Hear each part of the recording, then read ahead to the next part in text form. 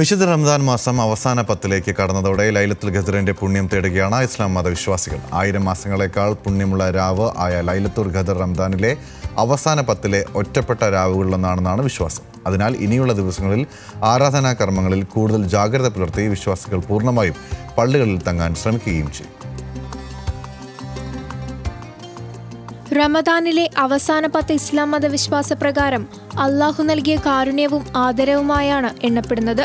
പ്രവാചകൻ മുഹമ്മദിന് ജിബ്രീൽ മാലാഖ വഴി ഖുർആൻ അവതരിച്ച രാവായ ലൈലത്തുൽ ഖദർ അഥവാ വിധിയുടെ രാത്രി റമദാനിലെ അവസാന 10-ലാണെന്നാണ് വിശ്വാസം. റമദാനിലെ ഏറ്റവും പുണ്യമേറിയ രാവായി ലൈലത്തുൽ ഖദറിനെ വിശ്വാസികൾ കണക്കാക്കുന്നു. അത് റമദാനിലെ അവസാന 10-ലെ ഒറ്റപ്പെട്ട രാവുകളിൽ ഒന്നായിരിക്കുമെന്നാണ് സൂചന. അതിനാൽ അവസാന 10-ലെ എല്ലാ ദിവസവും വിശ്വാസി സമൂഹം ലൈലത്തുൽ ഖദറിനെ പ്രതീക്ഷിച്ച് പ്രാർത്ഥനകളിൽ കഴിഞ്ഞുകൂടും.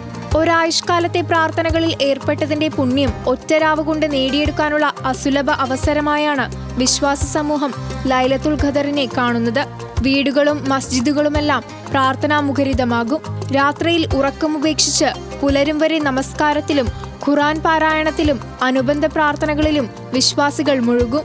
പ്രവാചകൻ പറഞ്ഞു, റമദാന്റെ അവസാനത്തെ 10-ലെ ഒറ്റയായ രാവുകളിൽ നിങ്ങൾ ഖദറിനെ പ്രതീക്ഷിക്കുക.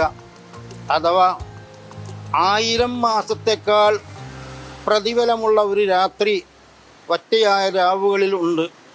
അതിനുവേണ്ടി നിങ്ങൾ സജ്ജരാവുക. ഇന്നലെകളിലെ വീഴ്ചകൾ ഓർത്തെടുത്ത് കാരുണ്യവാനായ ദൈവത്തോട് പാപമോചനം തേടുകയാണ് വിശ്വാസ സമൂഹം.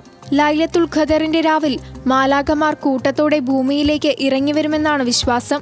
രാത്രികളിൽ പള്ളികളിൽ തന്നെ കഴിഞ്ഞുകൂടി ആരാധനകൾ നിർവഹിക്കാനുള്ള സൗകര്യങ്ങൾ എല്ലായിടത്തും ഒരുക്കിയിട്ടുണ്ട്. ഈ ദിനങ്ങളിൽ ദാനധർമ്മങ്ങൾക്കും വലിയ പ്രാധാന്യമാണ് വിശ്വാസികൾ നൽകുന്നത്. Sheena Martin, news Malayalam, Kochi.